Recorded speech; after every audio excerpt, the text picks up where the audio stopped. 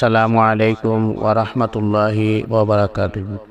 প্রিয় দর্শক, আপনারা দেখছেন এ আইটিভি এর নিয়মিত পরিবেশনা 5 মিনিট হাদিস।